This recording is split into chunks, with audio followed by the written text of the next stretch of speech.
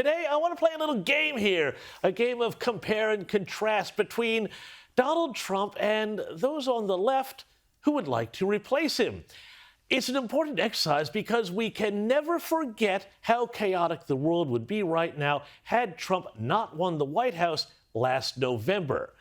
And it's a fact that even his critics are starting to grudgingly admit in the wake of his Israel-Hamas peace deal. Now, though, Trump, having done that, is turning his sights on other trouble spots like Venezuela, which he has declared as a sponsor of narco-terrorism, allowing him to use the military to simply blow up drug-running speedboats out of the water, rather than trying to intercept them with law enforcement, which is a far riskier and dangerous proposition. Now, then we've got, in Venezuela, we've got the Venezuelan dictator Maduro, who is more than just a sponsor of narco-terrorism. He is also the Venezuelan dictator since 2013 who has continued the policies of Hugo Chavez that turned what was once one of the most beautiful countries in South America into a third world hellscape. Now, asked about why the United States has had this change in policy towards Venezuela, designating it a narco-terrorist state sponsor, Trump had this to say in his usual blunt style. On Venezuelan boats, I want to ask you, why not have the Coast Guard stop them, which it is empowered by law to do? You know, this way you can confirm who's on the boat and ensure that they're doing what you suspect. Because we've been doing that for 30 years, and it has been totally ineffective. They have faster boats.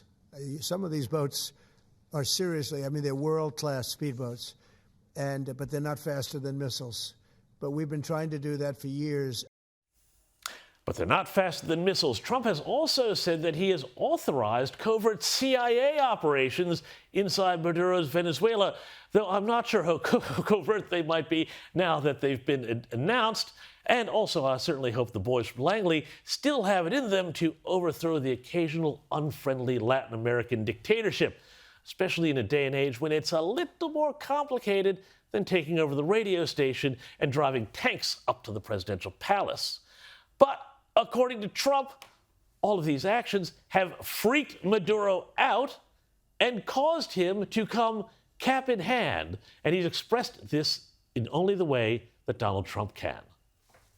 Maduro offered everything in his country, all the natural resources. He even recorded a message to you in English recently, offering mediation. What should we do in order to stop that? He has offered everything. He's offered everything. You're right. You know why? Because he doesn't want to around with the United States. Thank you, everybody.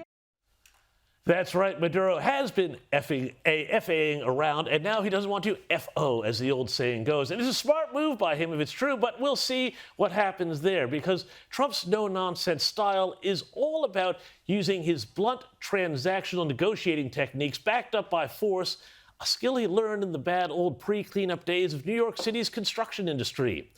And this sort of diplomacy, which also has precedent in previous U.S. administrations, such as those of Teddy Roosevelt and William McKinley, is in contrast, and here's the contrast to the compare, to the airy-fairy Democrats, who seem to be all about the feels and not about the facts. And there was a great example of this just a few days ago when CNN held a town hall with Bernie Sanders and, you know her well, Alexandria Ocasio-Cortez on the government shutdown, and AOC was in fine form talking about environmental pollution. Rivers in rural areas were on fire because of corporations poisoning the people who lived in those areas. Poor middle-class communities getting poisoned and dumped on by corporations like Deloitte. Corporations like Deloitte? I'm sorry, I think you mean DePaul. Deloitte is an accounting firm, and that she also talked about that sweet, sweet, thirst-quenching air. Instead of talking about having air that's drinkable.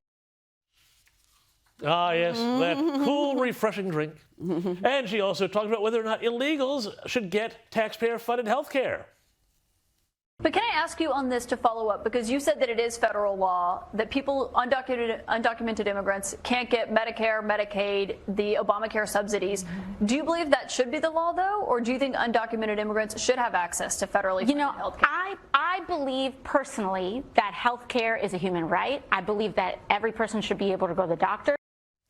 So you can see the difference here before you, but before you laugh too hard about the difference between Donald Trump and AOC, get this. The betting markets already have AOC as third most likely to win the presidency in 2028 after J.D. Vance, followed by California Democrat Gavin Newsom. And if she teams up as Newsom's vice presidential running mate, well, there's every chance she could wind up the proverbial heartbeat away.